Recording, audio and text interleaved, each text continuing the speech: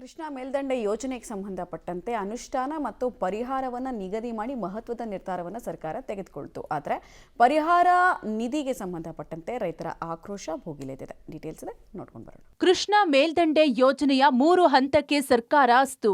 ಆಲಮಟ್ಟಿ ಜಲಾಶಯ ಎತ್ತರಿಸಲು ಸಂಪುಟ ಒಪ್ಪಿಗೆ.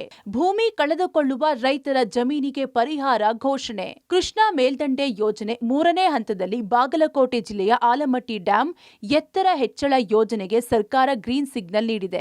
ಈ ಸಂಬಂಧ ನಿನ್ನೆ ನಡೆದ ವಿಶೇಷ ಸಚಿವ ಸಂಪುಟದಲ್ಲಿ ಮಹತ್ವದ ತೀರ್ಮಾನ ಕೈಗೊಳ್ಳಲಾಯಿತು.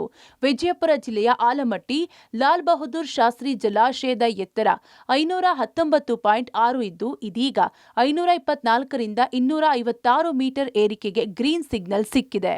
ಈ ಯೋಜನೆಯಿಂದಾಗಿ 5 ಲಕ್ಷ ಹೆಕ್ಟೇರ್ ಅಂದ್ರೆ 13 ಲಕ್ಷ ಎಕರೆ ಪ್ರದೇಶಕ್ಕೆ ನೀರಾವರಿ ಸೌಲಭ್ಯ ಕಲ್ಪಿಸಬಹುದಾಗಿದೆ. ಇನ್ನು ವಿಜಯಪುರ, ಬಾಗಲಕೋಟೆ ಜಿಲ್ಲೆಗಳ ಕುಡಿಯುವ ನೀರಿನ ಸಮಸ್ಯೆ ಕೂಡ ನೀಗಲಿದೆ. ಸಂಪುಟದ ನಿರ್ಧಾರ ಏನು? ಡ್ಯಾಂ ಎತ್ತರದ ಹೈಲೈಟ್ಸ್. 519.6 ಮೀಟರ್ನಿಂದ 524.25 ಮೀಟರ್ಗೆ ಡ್ಯಾಂ ಎತ್ತರ. ಯೋಜನೆಗೆ ಅಂದಾಜು ಒಟ್ಟು 70,000 ಕೋಟಿ ಖರ್ಚು. 3 ವರ್ಷದಲ್ಲಿ ಭೂ ಸ್ವಾಧೀನ ಪ್ರಕ್ರಿಯೆ ಅಂತಿಮಗೊಳಿಸಲು ತೀರ್ಮಾನ. ಒಟ್ಟು 5 ಲಕ್ಷ ಹೆಕ್ಟೇರ್ ಕೃಷಿ ಪ್ರದೇಶಕ್ಕೆ ನೀರಾವರಿ ಸೌಲಭ್ಯ. ಯೋಜನೆಗೆ ಒಟ್ಟು 1,33,000 ಎಕರೆ ಭೂಮಿ ಬೇಕು. 75,532 ಎಕರೆ ಮುಳುಗಡೆ ಆಗಲಿರುವ ಜಮೀನು. 51,837 ಎಕರೆ ನಾಲೆ ನಿರ್ಮಾಣಕ್ಕೆ ಬೇಕಾದ ಜಮೀನು. 6,439 ಎಕರೆ ಪುನರ್ವಸತಿಗಾಗಿ ಬೇಕಾಗಿರುವ ಜಾಗ.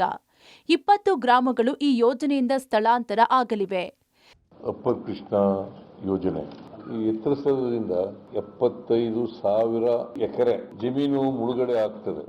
ಸುಮಾರು 5 ಲಕ್ಷ ಹೆಕ್ಟೇರ್ ನೀರಾವರಿ ಆಗ್ತದೆ. ಇದರಿಂದ ಬರಡು ಪ್ರದೇಶಕ್ಕೆ ನೀರು ಕೊಡ್ತಕ್ಕಂಥ ಕೆಲಸ ಆಗ್ತದೆ. ನೀರಾವರಿ ಜಮೀನಿಗೆ 40 ಲಕ್ಷ ಕೊಡಬೇಕು. ಖುಷ್ಕಿ ಜಮೀನಿಗೆ ಅಂದ್ರೆ ಒಣ ಭೂಮಿಗೆ 30 ಲಕ್ಷ ಕೊಡಬೇಕು. ಈ ಪರಿಹಾರ ಕೊಡಬೇಕು ಅಂತೇಳಿ ತೀರ್ಮಾನ ಮಾಡಿದ್ದೀವಿ. ಇವತ್ತೊಂದು ಐತಿಹಾಸಿಕವಾದಂತಹ ತೀರ್ಮಾನಕ್ಕೆ ಬಂದಿದ್ದೇವೆ. ಸುಮಾರು 10 ಸುತ್ತಿನ ಚರ್ಚೆಯನ್ನ ನಾವು ಮಾಡಿದ್ದೇವೆ. ರಿಹ್ಯಾಬಿಲಿಟೇಷನ್ ವಿಚಾರ, ಸೊ ಅದಕ್ಕೆ ಒಂದು ಹೊಸ ಪಾಲಿಸಿನೇ ನಾವು ಮಾಡಬೇಕು ಅಂತೇಳಿ ನಾವು ತೀರ್ಮಾನವನ್ನು ಮಾಡಿದ್ದೇವೆ. ಪರಿಹಾರ ಪ್ಯಾಕೇಜ್ ನೀಡಲು ಸೆಕ್ಷನ್ 51 ಅನ್ವಯ ಅದೊಂದು ಅಥಾರಿಟಿಯನ್ನೇ ಕೂಡ ನಾವು ರಚನೆಯನ್ನ ಮಾಡಿ ಚೀಫ್ ಜಸ್ಟಿಸ್ ಅವರು ನೇಮಕ ಮಾಡುವಂತ ಒಬ್ಬ ಜಡ್ಜ್ ಮುಖಾಂತರ ಈ ಸಮಸ್ಯೆಯನ್ನ ಬಗೆಹರಿಸಬೇಕು ಅಂತೇಳಿ ನಾವು ತೀರ್ಮಾನ ಮಾಡಿದ್ದೇವೆ. ಜಲಾಶಯ ಎತ್ತರದಿಂದ 75,000 ಎಕರೆ ಮುಳುಗಡೆಗೊಳ್ಳುವ ಭೂಮಿಯ ರೈತರಿಗೆ ಪರಿಹಾರ. ಸರ್ಕಾರದ ಪರಿಹಾರಕ್ಕೆ ಒಪ್ಪದ ಜಿಲ್ಲೆಯ ರೈತರು. ಈ ಕೃಷ್ಣಾ ಅಪ್ಪರ್ ಪ್ರಾಜೆಕ್ಟ್ನಿಂದಾಗಿ 75,000 ಎಕರೆ ಜಮೀನು ಮುಳುಗಡೆ ಆಗಲಿದೆ.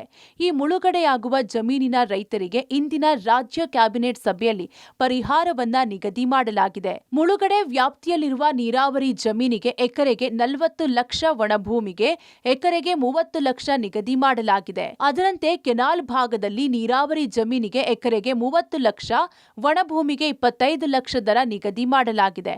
ಆದರೆ ಇದಕ್ಕೆ ರೈತರು ವಿರೋಧ ವ್ಯಕ್ತಪಡಿಸಿದ್ದು ನೀರಾವರಿ ಜಮೀನಿಗೆ 60 ಲಕ್ಷ, ಕರಿಭೂಮಿಗೆ 50 ಲಕ್ಷ ಹಾಗೂ ಒಣಭೂಮಿಗೆ 45 ಲಕ್ಷ ಕೊಡಬೇಕು ಅಂತ ರೈತರು ಆಗ್ರಹಿಸಿದ್ದಾರೆ. ಕೃಷ್ಣಾ 3ನೇ ಹಂತದ ಕಾಮಗಾರಿಗೆ ಸಂಬಂಧಪಟ್ಟಂತೆ ನಮಗೆ ನೀರಾವರಿಗೆ 60 ಲಕ್ಷ ಕೊಡಬೇಕು, ಕರಿಭೂಮಿಗೆ 50 ಲಕ್ಷ ಕೊಡಬೇಕು, ಅದೇ ರೀತಿಯಾಗಿ ಒಣಭೂಮಿಗೆ 45 ಲಕ್ಷ ರೂಪಾಯಿ ಕೊಡಬೇಕು ಅಂತೇಳಿ ನಾವು ಆಗ್ರಹ ಮಾಡ್ತಾ ಇದ್ದೀವಿ. ಒಂದು ವೇಳೆ ನೀವು ಮಾಡಲಿಲ್ಲಪ್ಪ ಅಂತಂದ್ರೆ ವಿಜಯಪುರ ಜಿಲ್ಲೆಯನ್ನು ಸಂಪೂರ್ಣ ಬಂದ್ ಮಾಡಿ ನಾವು ದೊಡ್ಡ ಮಟ್ಟದ ಹೋರಾಟವನ್ನು ಮಾಡ್ತೀವಿ. ಕೃಷ್ಣಾ ಮೇಲ್ದಂಡೆ ಯೋಜನೆ 3ನೇ ಹಂತದಿಂದ ಅವಳಿ ಜಿಲ್ಲೆಯ ರೈತರ ಬದುಕು ಹಸನಾಗಲಿದೆ. ಆದರೆ ಸದ್ಯ ಮುಳುಗಡೆಯಾಗುವ ರೈತರ ಜಮೀನಿನ ಬೆಲೆ ಎಕರೆಗೆ ಕೋಟಿ ಇದೆ. ಇಂತಹದ್ರಲ್ಲಿ ರಾಜ್ಯ ಸರ್ಕಾರ ಘೋಷಿಸಿರುವ ಪರಿಹಾರ ತೀರಾ ಕಡಿಮೆ ಆಗುತ್ತೆ. ಕಾರಣ ರಾಜ್ಯ ಸರ್ಕಾರ ಪರಿಹಾರವನ್ನ ಮತ್ತೆ ಮರುಪರಿಶೀಲಿಸಬೇಕು. ರೈತರಿಗೆ ಅನ್ಯಾಯ ಮಾಡಬಾರದು. ನೀರಾವರಿ ಜಮೀನಿಗೆ 60 ಲಕ್ಷ ರೂಪಾಯಿ, ತರಿ ಜಮೀನಿಗೆ 50 ಲಕ್ಷ ರೂಪಾಯಿ, ಒಣಭೂಮಿಗೆ 45 ಲಕ್ಷ ರೂಪಾಯಿ ಪರಿಹಾರ ಘೋಷಣೆ ಮಾಡಬೇಕು ಅಂತ ಒತ್ತಾಯಿಸಿದ್ದಾರೆ. ಇದು ನಮ್ಮ ರೈತರಿಗೆ ಸಫಿಷಿಯೆಂಟ್ ಆಗಲ್ಲ. ಇದಕ್ಕೆ ಮರು ಪರಿಶೀಲನೆ ಮಾಡಿ ಹೆಚ್ಚಿನ ಅನುದಾನ ಬಿಡುಗಡೆ ಮಾಡಬೇಕು. ಇಲ್ಲವಾದಲ್ಲಿ ಕರ್ನಾಟಕ ರಾಜ್ಯ ರೈತ ಸಂಘ ಉಗ್ರವಾದ ಹೋರಾಟ ಮಾಡುತ್ತೆ. ರಾಜ್ಯ ಸರ್ಕಾರದ ಪರಿಹಾರಕ್ಕೆ ರೈತರು ಆಕ್ಷೇಪ ವ್ಯಕ್ತಪಡಿಸಿದ್ದು, ರಾಜ್ಯ ಸರ್ಕಾರದ ಪರಿಹಾರದ ಹಣವನ್ನ ಮರು ಪರಿಶೀಲಿಸಿದ್ರೆ ಒಳ್ಳೆಯದು. ಇಲ್ಲವಾದ್ರೆ ಈ ಯೋಜನೆ ಮತ್ತೆ ನೆನೆಗುದಿಗೆ ಬೀಳೋದು ಗ್ಯಾರಂಟಿ. ವಿಜಯಪುರದಿಂದ ಕ್ಯಾಮರಾಮನ್ ಸುನೀಲ್ ಜೊತೆ ಪುರುಷೋತ್ತಮ್ ಕುಲಕರ್ಣಿ, ಪಬ್ಲಿಕ್ ಟಿವಿ.